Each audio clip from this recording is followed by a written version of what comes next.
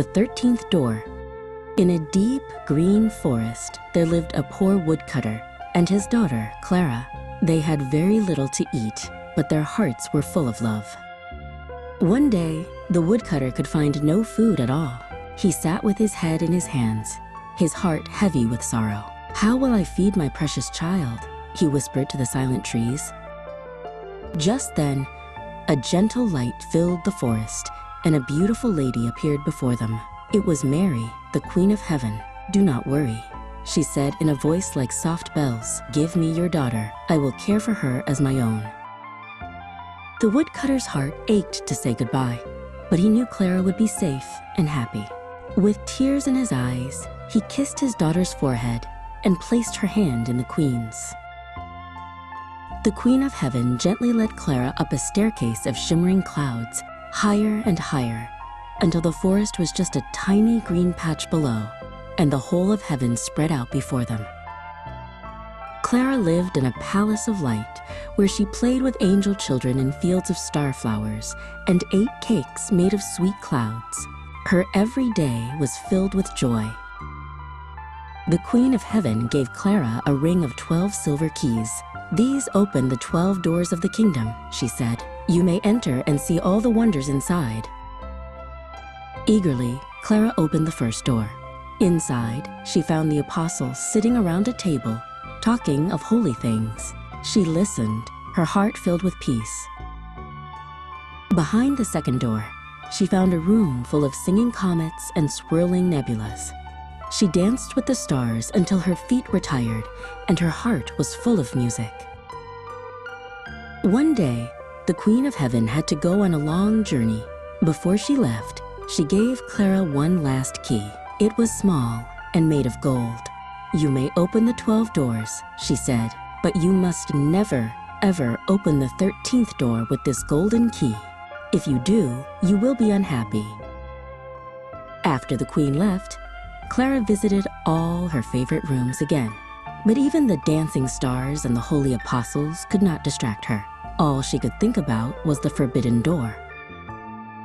What could be so terrible inside, she wondered.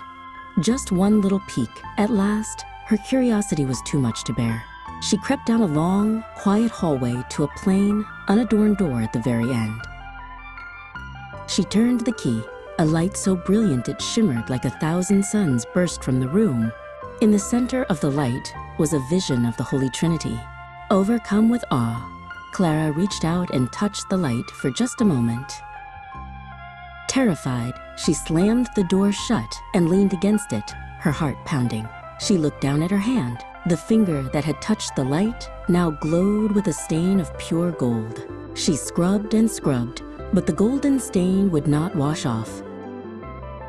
When the Queen of Heaven returned, she knew at once what had happened.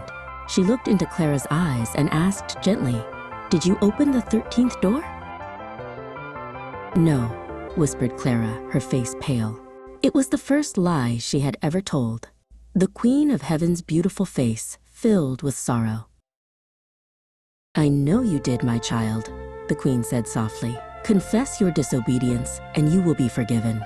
But Clara was too ashamed. "No," she insisted, shaking her head.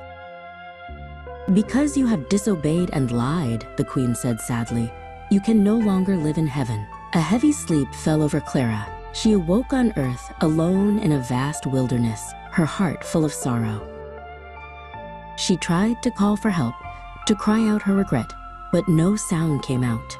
Her voice was gone. For years she lived in a hollow tree, eating berries and roots, her only companions the wild animals. One day, a king named Caspar was hunting in the forest and found the beautiful, silent girl. He was enchanted by her gentle eyes, which were full of a secret sadness, and he took her back to his castle. King Caspar fell in love with Clara and made her his queen. A year later, they had a beautiful baby boy, and for a time, Clara's heart was filled with joy.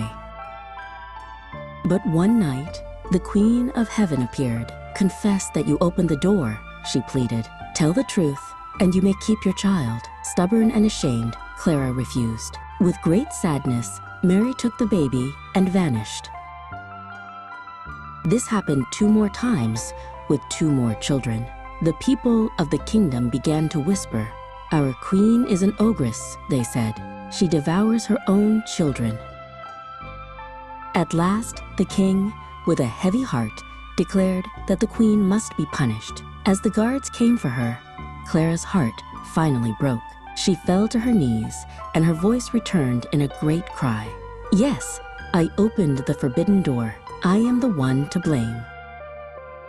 The moment she spoke the truth, a heavenly light shone down. The Queen of Heaven appeared, smiling, and in her arms were Clara's 3 lost children. "A heart that tells the truth can always be forgiven," Mary said. And from that day on, Queen Clara, King Caspar, and their children lived in happiness and honesty.